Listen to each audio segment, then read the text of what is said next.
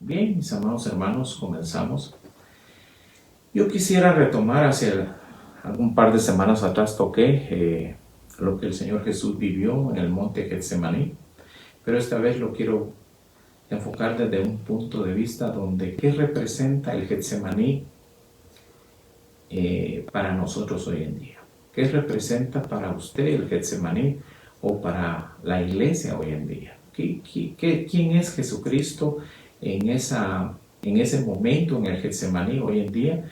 ¿Y quiénes son los discípulos que se durmieron hoy en día en el Getsemaní? Y quiero que me acompañe. Vamos a ver tres citas bíblicas. Quiero que me acompañe, por favor, a el pasaje de Lucas, capítulo 22, verso 39. Dice así: y saliendo Jesús se encaminó como de costumbre hacia el monte de los olivos, y los discípulos también le siguieron. Verso 40, cuando llegó al lugar les dijo: orad para que no entréis en tentación. Préstele mucha atención a este ruego, a este pedido del Señor Jesucristo. También recuerden que Jesús solía orar por las noches y lo hacía en el monte de los olivos. Al día siguiente, porque él ahí pasaba la noche junto con sus discípulos, descendía hacia Jerusalén para continuar con su ministerio. Otro día vamos a hablar de eso. Dice: y se apartó de ellos como a un tiro de piedra. Algunos teólogos o personas que entienden de historia y entienden de figuras, una piedra se puede lanzar a una distancia promedio de 30 metros. Entonces dice verso 41, y se apartó de ellos como una distancia de tiro de piedra o 30 metros, y poniéndose de rodillas oraba. Verso 42, diciendo: Padre, si es tu voluntad, aparta de mí esta copa, pero no se haga mi voluntad sino la tuya. Verso 43, entonces se le apareció un ángel del cielo a fortalecerle. Verso 44, y estando en agonía oraba con mucho fervor, y su sudor se volvió como gruesas gotas de sangre que caían sobre la tierra. Cuando se levantó de orar, fue a los discípulos y los halló dormidos a causa de la tristeza, y les dijo: ¿por qué dormís? Levantaos y orad para que no entréis en tentación. Yo quiero que note que hoy en día no solo la iglesia a nivel mundial, no solo la iglesia a nivel local, no solo la iglesia a nivel familiar, no solo la iglesia a nivel congregacional está pasando por su Getsemaní. Hoy en día, la mayoría del liderazgo de la iglesia se ha separado de la mayoría de las personas y se ha puesto en una posición de oración, se ha puesto en una posición de pasar estos eventos. Algunos están ayunando, otros están orando, otros están buscando al Señor, unos están congregando, otros no. Lo curioso es que la gran mayoría que no ora, que no lee o estudia o se instruye o que no se congrega, están como los discípulos que se quedaron a una distancia o a una separación de un tiro de piedra. ¿Y quiénes son estos? Bueno, en la historia que acabo de leer del Evangelio de Lucas, dice que eran los discípulos y los seguidores del Señor Jesucristo. Y dice que Jesús les dio una orden específica. Les dijo: velen y oren. Y la causa para orar y velar era para evitar las iglesias, o si es parte de un grupo espiritual y usted está pasando por momentos de tentación. Y la palabra tentación no me refiero solo a los pecados sexuales, me refiero a todo tipo de tentación. Y ojo con esto, por favor. La receta que el Señor Jesucristo le da a sus discípulos es que velen y que oren. Ojo. Pero miren lo interesante. Jesús les dice: velen y oren para que no entren en tentación. Ahora analicemos qué es lo que el Señor Jesucristo está pasando con una separación de 30 metros entre el primer grupo y el Señor Jesucristo. Dice que el Señor Jesucristo, hincado, postrado, oraba incesantemente y su oración era la misma. Padre, si te es posible, pasa de mí esta copa. Si usted entiende o necesita mayor explicación, ¿qué significa la copa? La copa bíblicamente significa la ira de Dios que iba a venir sobre la humanidad por causa del pecado, por causa de la separación y por causa de no querer hacer la voluntad del Padre. El Padre elige a alguien sin pecado, sin rebelión, sin desobediencia, que lo represente a usted y me represente a mí. Cuando Jesús empieza a entender, a leer, y el Espíritu Santo le revela que Él era el Cordero de Dios, sin mancha, sin pecado. Ojo con esto. Eso quiere decir que cuando Él se dio cuenta, conscientemente, aunque Él sabía, porque en muchas reuniones Él les había dicho que era necesario que todas esas cosas acontecieran y que Él tenía que morir por el pecado y la salvación de muchos. Cuando llegó el momento de que esas palabras que su mismo Padre, que el mismo Espíritu Santo le había revelado a Jesús, Él le preguntó a su Padre si era, óigame bien, eso era su voluntad. Yo por muchos años me hice la pregunta, ¿por qué Jesús, si es el Hijo de Dios, había pasado por una serie de pruebas, por una serie de tentaciones, y en todas había vencido, especialmente cuando él ayuna 40 días y sus noches, y el Satán o tentador se le aparece, y usted conoce la historia en Mateo 4. Ahí la puedo leer del verso 1 al 11. Jesús ya conocía la palabra. Su Padre le hablaba. Acuérdese que al iniciar este pasaje, dice que se iba al monte de los olivos por las noches como era su costumbre a orar. ¿Y por qué oraba? Porque buscaba la relación con su Padre para que su Padre le diera instrucciones para el día siguiente. Entonces, si nosotros analizamos qué era lo que estaba pasando en ese momento de intimidad con su Padre, note por favor que Jesús hacía la misma oración y la repetía: Padre, si es tu voluntad que yo beba o que esta copa pase delante de mí sin que yo la beba o que la beba, pero al instante él reaccionaba y le decía: no se haga como yo quiero, sino tu voluntad. Ojo con esto. Y aquí quiero hacer dos grupos, una división. Y por favor, no quiero que me vaya a malentender. El primer grupo, que está representado por el Señor Jesucristo, que yo llamaría a los pastores, que yo llamaría a los líderes de la iglesia, que yo llamaría a aquellos que tienen un llamado específico, ellos, ojo, están llamados a hacer la voluntad de Dios.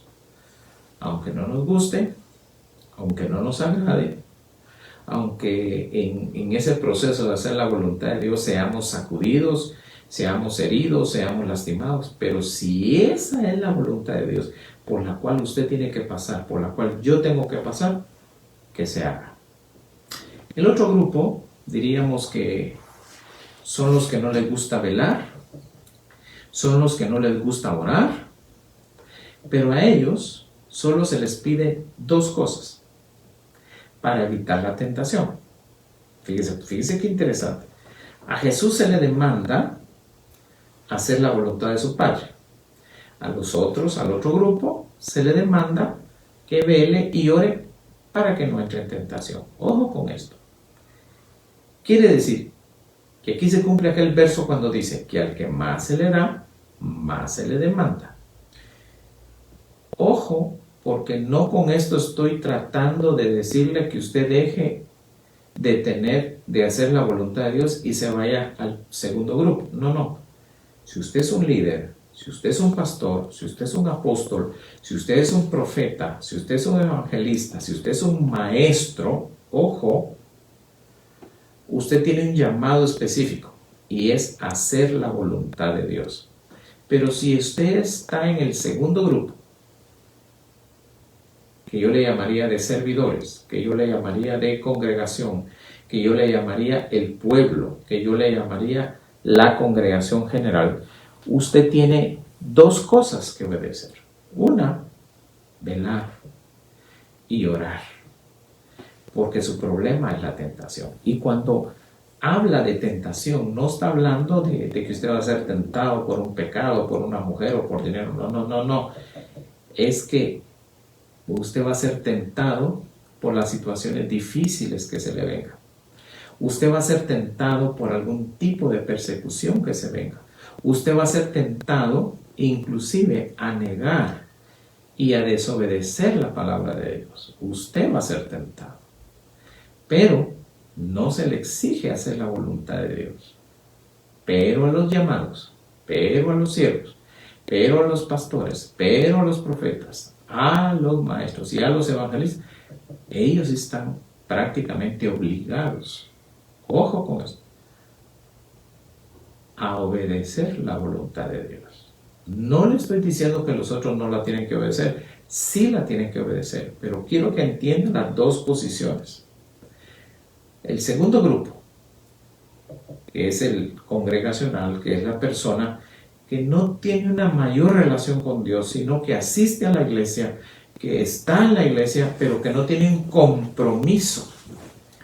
A él solo se le pide, ojo, que vele y que ore para que no entre en tentación. Pero a los que tienen un compromiso, a los que tienen una relación, a los que ya están maduros, a ellos o a nosotros se nos exige hacer la voluntad de Dios. Y noten, porque acabo de leer aquí, que Jesús no era que se estuviera resistiendo a hacer la voluntad de Dios. Él pregunta y dice, ¿habrá alguna otra forma en que yo pueda pasar por este proceso, pero no beber de la ira de mi Padre o de la copa de la ira de mi Padre? Pero no hay respuesta. Mas, sin embargo, en este pasaje del Evangelio de Lucas, Lucas 22, verso 39 en adelante, dice que bajó un ángel para darle fortaleza. Y esta es la parte que quiero que le presten mucha, pero mucha atención. Ojo con esto. Cuando usted esté tratando de hacer la voluntad de Dios, usted necesita fuerza. Hay un pasaje en el libro de Josué, capítulo 1, verso 6 en adelante, al verso 9, donde el Padre, o sea Dios, le dice a Josué, mira que te mando que te esfuerces. ¡Wow! No temas y sé muy valiente, porque así como estuve con Moisés mi siervo, estaré contigo. Eso quiere decir que si usted está en el grupo 1, es un líder, es un pastor, es un profeta, es un evangelista, es un maestro o es un líder, usted está llamado a hacer la voluntad de Dios. Ojo, ojo, la voluntad de Dios no es lo que usted quiere, no es lo que usted necesita. La voluntad de Dios no es lo que a usted le parece o no le parece. La voluntad de Dios es lo que Dios va a usar para hacer su voluntad, no la suya, no la mía. Ojo con eso. Por eso, dentro de la voluntad de Dios, dice la Biblia que Dios quiso quebrantar a Jesús. Dentro de la voluntad de Dios dice que quiso humillar a Jesús. Dentro de la voluntad de Dios dice que quiso que muriera. Pero dice que también dentro de su voluntad estaba exaltarlo. levantarlo de entre los muertos y darle un nombre que es sobre todo nombre. Ojo con esto, mas no así con el segundo grupo, que es el grupo que pertenece, yo diría, el grupo de los que solo asisten a la iglesia, de los que no tienen un compromiso, de los que solo van y se sienten bien y se sienten cómodos con asistir a la iglesia, pero que realmente no quieren un compromiso más allá que congregarse. A este segundo grupo, Dios les pide que velen y que oren. Pero ellos, ojo con lo que va a oír, a través de velar y orar, ese es el sacrificio que van a hacer. Pero en el caso del primer grupo, Dios les va a pedir ir un poco más allá. No caminar 1 milla, no caminar 2, sino caminar muchas más que el otro grupo. ¿Por qué? Porque eso hace la diferencia entre un liderazgo al modelo de Jesús y un liderazgo al estilo de los hombres. Vuelvo otra vez al pasaje del libro de Josué, capítulo 1, verso 6. Mira que te mando. Es una orden. Es una orden que usted cobre fuerzas. Es una orden que usted se llene de fuerzas y de fortaleza. Que no tenga miedo y que no desmaye. Porque en ese proceso que está por venir al mundo, y ojo por favor, esta situación a nivel mundial no va a mejorar. Pastor, no diga eso porque suena como una profecía del diablo. No, no suena como una profecía del diablo.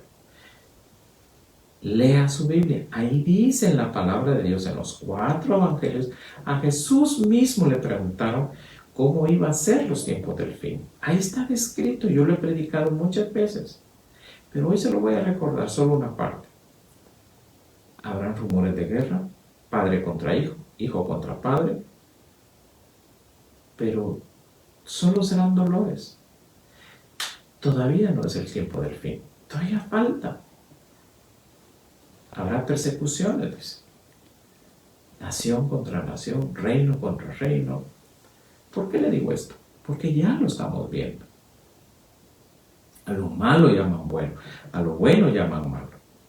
Entonces, si en la Biblia está y dice que eso no va a mejorar, hagamos caso.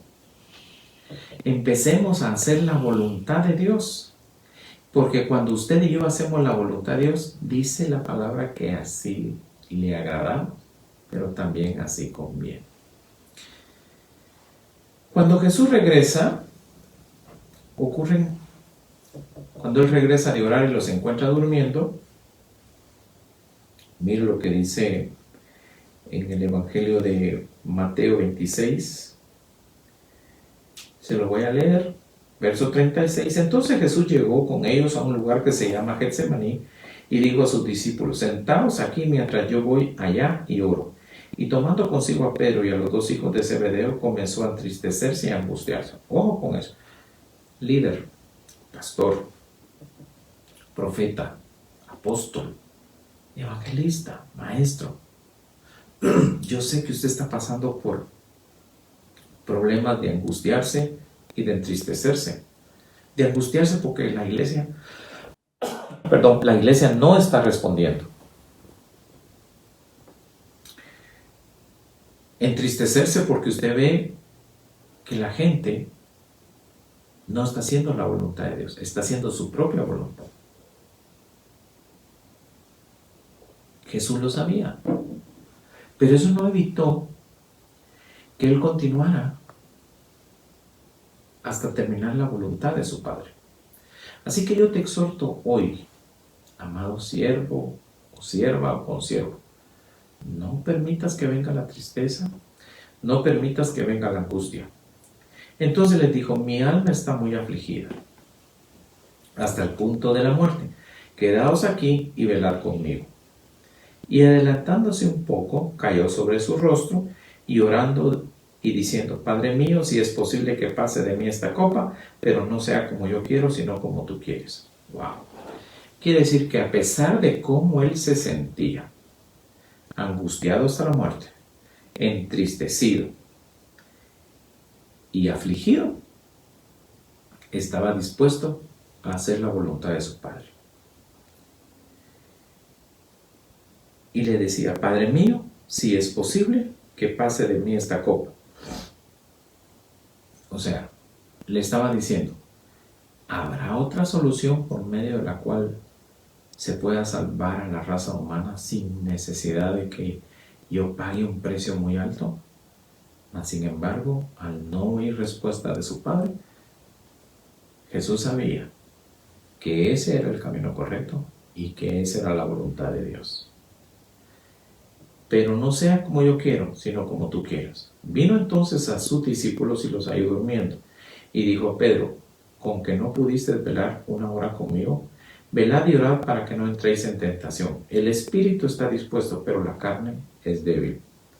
Apartándose de nuevo, oró por segunda vez diciendo, Padre mío, si esto no puede pasar sin que yo la vea, hágase tu voluntad. Mi amado hermano, quiero decirte que van a haber situaciones difíciles en tu vida, en mi vida, de que usted va a hacer hasta lo imposible para no pasar ese proceso. Pero si es la voluntad de Dios, te garantizo, como la escritura que te estoy leyendo, que Dios va a enviar a su ángel. No vas a estar solo para darte fuerzas, para darte valentía para ese proceso que vamos a pasar. Hoy la iglesia está en ese proceso. Y a ti, mi querido hermano pastor, pastora, apóstol, profeta, maestro, evangelista, Dios nos está diciendo que vamos a entrar en un proceso donde el liderazgo de la iglesia va a ser probado.